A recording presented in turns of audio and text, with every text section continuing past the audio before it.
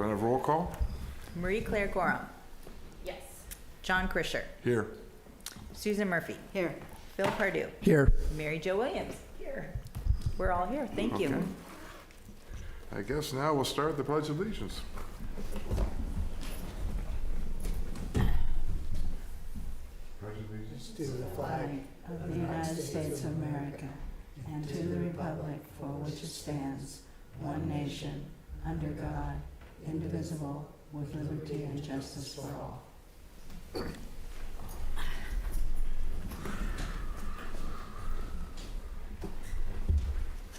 Have any public appearance? Anybody online? Okay, nobody here. All right, we'll move on. Any announcements from any of the commission, board members? Not that I can think of. Okay, everything, all right. Okay. Receive the report of the Public Library Foundation. Okay.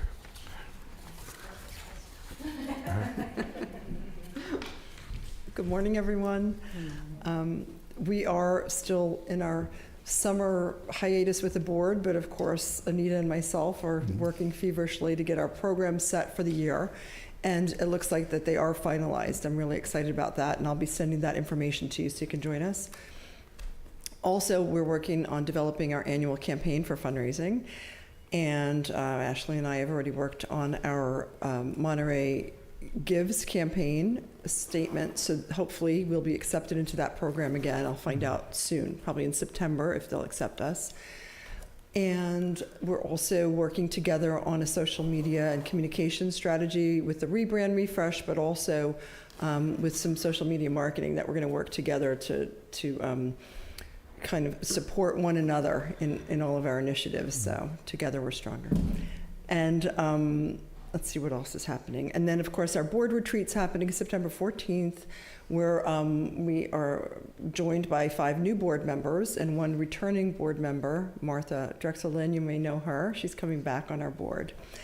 And so that's September 14th, and then we hope to be seeing, I know a lot of you already RSVP'd, but really looking forward to celebrating our librarians on September 8th on Friday, right next door at Il Fornaio.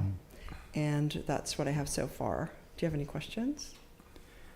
Just one quick one. Sure. On the Monterey Gives, Yes. is that just a pro forma approval, or is there, they take a hard look at it every year? Oh, they do. They look at it like we have our grant writer, actually. It used to be a little Okay. bit less formal, and then it became really popular, and every nonprofit, small and large, came out to sort of harness that Okay. power. And so, yeah, it's a process. It's now a process. Okay. For sure. So All right, I'll let you know how we do.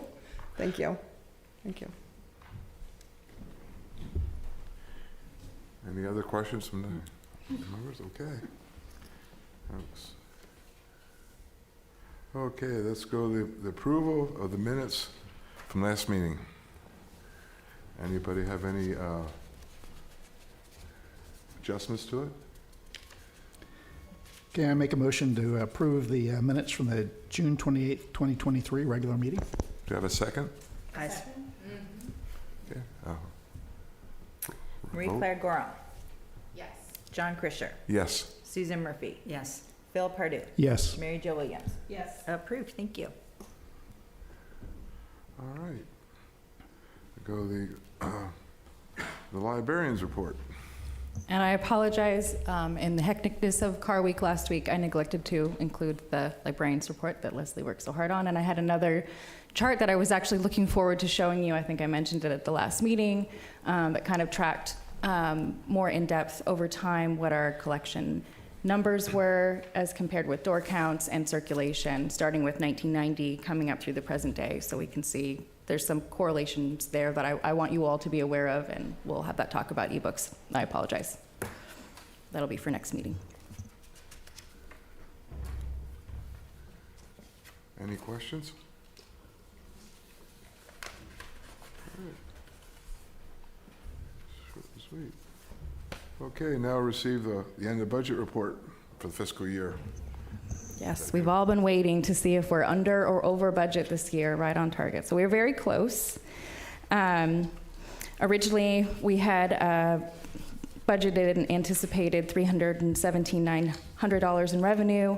But this, of course, was much higher last year for a number of reasons when the final numbers came in. That was due to higher interest rates from LAIF, an increase in library operations revenue, and then, of course, a series of budget adjustments that we did in December and February, respectively, to increase. Those are from unexpended funds in the library checking account. And in all, there was a total revenue of $454,643, and that was an increase of $136,000. So we did increase the budget by $109,000 for, and we used that for library collections to finish doing some replacement in the kids' equipment replacements, including the movable shelves that have really helped us out during the summer reading. Those are and furniture as well, so new tables and chairs, so that we can move things around and make it easier to facilitate programs. And of course, as mentioned, interest income came in much higher than I had originally anticipated. I knew it was going to go up, but not as much as it did. So rather than, I think I'd estimated $4,000, we were, or $2,000, we saw $20,000 in income, so that's $18,000 more than we had anticipated. The same with library operations as well. That's things like donations, printing fees, replacement books, any of those types of things that come in. And that was more, and part of that's getting the library hours, close to almost restored, and people being able to do the things that they need to do in the library. Expenditures for this year most closely resembled what they were before the pandemic. For the last 3 fiscal years, we've been trying to get back to that normal and have been underspending. As some of you who've been on the board know, that was challenging to not be able to know. One, do we have enough staff that can execute programs, that can really do deep dives into the curation of the collection, and that impacts how we spend money. So now that we have vacancies filled, and in particular last year was key for us, is filling the vacant children's librarian position in June. That enabled us to really get into the thick of it with programs, including the Kids Author Visit by Dan Yaccarino, which we went to both elementary schools, and it's like over 800 kids, which was just great, and we were able to do that through the budget adjustments we did that year. We also started the new music series at the Harrison Library, so it was great to have additional funds for adult programs. And the My Carmel Oral History program really got off to a good start this calendar year in January with kind of a sleeker format for collecting interviews, whether they be over the phone with a recorder there, on Zoom, in person with a camera, really mixing up how we're getting them. Because the most important thing, having the camera work is nice. It's nice to be able to see people who are talking, but ultimately it's their voices that we want to hear and the stories that we want to capture. So that's been going really well. We did see over budget. We were over budget in some areas. Those areas were programs, because we just kind of really hit it super hard. Databases and the e-materials, and this overspending was offset by the underspending in hard copy materials. So we did get closer with hard copy materials. For instance, we went over in teen spending, and I think that's the only area. We might have gone over a little bit in kids as well. But the hard copy circulation of materials hasn't rebounded to pre-pandemic, while it still remains high for all of our ebooks, and program attendance is absolutely terrific. Both kids and adults seem to like what we're doing. So where did we land? We landed $12,000 roughly under budget, and I think it's a little less than that. We had a very late invoice come in for Baker and Taylor, so it's more like $11,000 under budget. The trustees, of course, looked at the financial policy and decided that if we had unexpended funds of $5,000 or more, then we would reduce the amount of, or request that the foundation reduce the amount of the next distribution. That has proven a little trickier to maneuver around, and I have a call on our auditor after talking with our finance manager on the best, most graceful way to do this, because what I had been thinking of is not going to work. That being said, I understand there'll be a shortfall. The Friends of the Library didn't take in quite as much money as they had anticipated previous fiscal years, and so they will have a check and a final reckoning probably October, November, and I think that we should leave that money there until such time as we know what that shortfall is going to be, so we can use it to offset that for this fiscal year. So that's where we are right now, and if there's any questions, I'm happy to answer them. So the 12,000 underspend is the closest we've ever been since I've been on the board for like 6 years. So that's very good. The other thing that I would say is that okay, I'll do this first. One is that I wouldn't be too concerned with the not being able to see the 5,000 early, because in the past, what we've seen is we've known we were going to be 30,000 underspend halfway through the year. And, at that point, we knew that we weren't even going to be close at the end of the year to spending it all, and we just felt like we needed to leave it back to the library foundation. So the thinking on passing that 5,000 was if we didn't know. This year, we didn't know if we were going to be under or over until you close the books. So I don't view that as much of a problem, and I hope that the library foundation wouldn't either because of that. So I don't view that as an issue. And then the final thing is more of an observation that we've broken out e-materials separate from hard copy books. They're really the same thing in that they compete against each other. Yeah. So maybe in the future it'd be better just to see how the spending's going between e-books and the hard copies, just to group them in together under a library material, as far as books overall. It can either be an e-book or it can be a regular book, and then that way in the finances you kind of see how it's coming out. Because really, if you look at it on the amount of material that we provided, we underspent on one thing, we overspent on another, but on the global, it was within 1% of what we wanted. And that's kind of the point. And you can figure it out in here. It's easy enough. But somebody on the outside looking in, it would not be clear to them. Going back and forth, and that's the only thing I have to say. Yeah, I will think of a way to do that gracefully, because the way we have our reporting and billing, it's might be an added layer of things when we differentiate between kids, and that we don't get billed, like usually with the hard copy material, all of those, we call them, they're just cards. So you order all the adult materials at once and get that in. So I'll see if there's a way for us to break that out and put that in. If it's too hard, so it's reflected. No, but I take what you're saying, Phil, and that we were very close to spending with those two things combined for all of the materials. Could we combine the adult and the e-books and let the children's books separate? Could that be done? I think initially it could be done. The majority of what we are ordering, and I think the majority of what is getting used right now, is by adults. So I'll take a look at our dashboards and see how I can parse it out, and maybe there's some of the databases I can, and there might be some that I can't with regards to that. So I'll take a look at that for next month. Would that be Hulu and all that? Yeah, Hoopla's a pay-per-use. Overdrive, we're actually ordering materials, so that might be easier to track if we adopt the same carts method for adult and books versus teen versus kids. Yeah, we'll take a look at it. Okay. Thank you. Anybody else have any questions? The public? I don't think there's any public here, right? I guess that's it then. There's no vote or anything else needed. So I'll be back next month we'll catch up on our treasurer's report that came in late. I think Car Week disrupted everybody. That gives Mary Jo and John time to work on that together.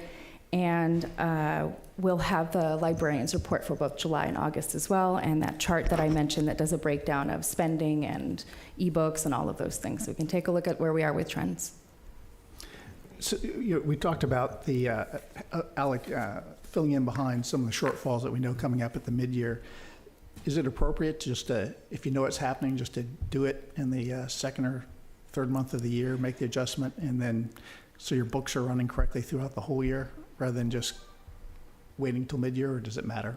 I don't think it really matters. I think we're doing okay, and unless we see something super alarming, which I don't anticipate, I think that we'll be fine to do mid-year. And it just gives us that much more time to figure it out. Not that we can't do budget adjustments anytime, but Okay. I kind of try to keep us to the same type of schedule that the city runs on as well. They usually do Okay. December or January. So we're in line with what they're doing and with what the auditors are seeing everywhere. Okay.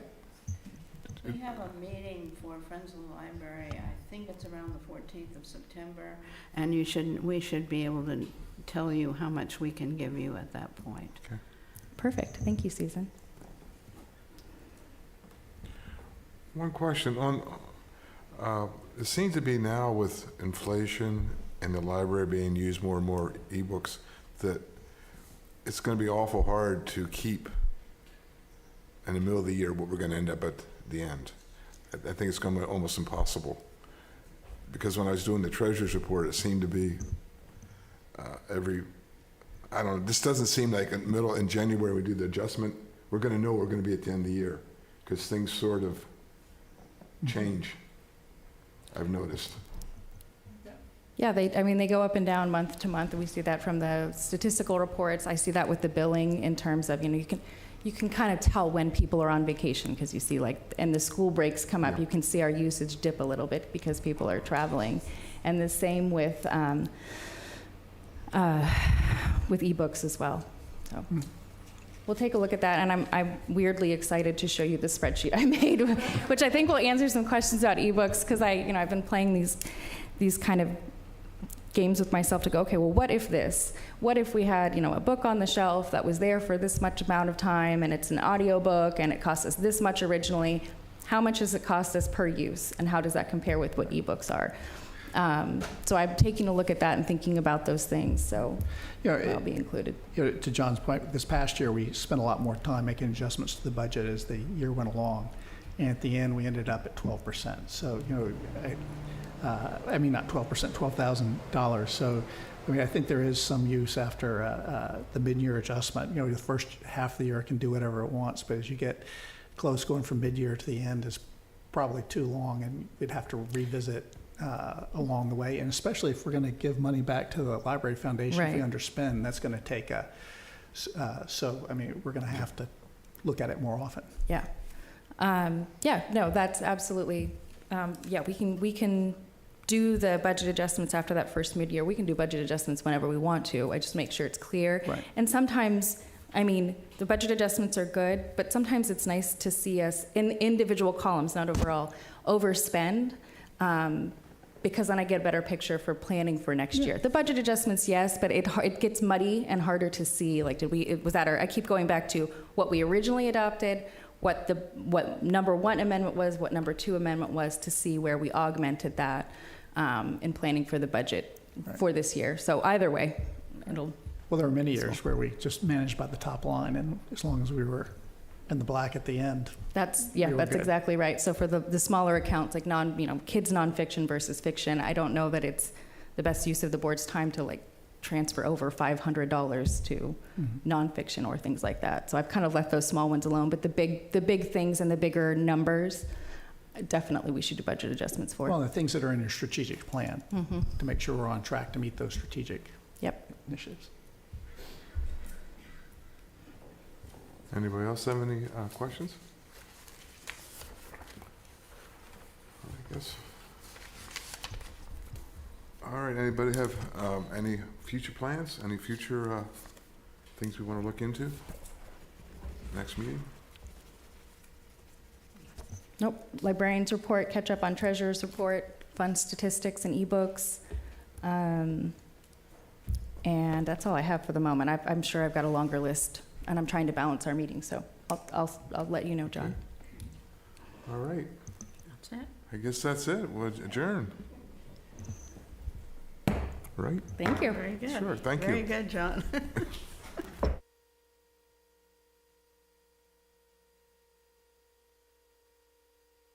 Recording stopped.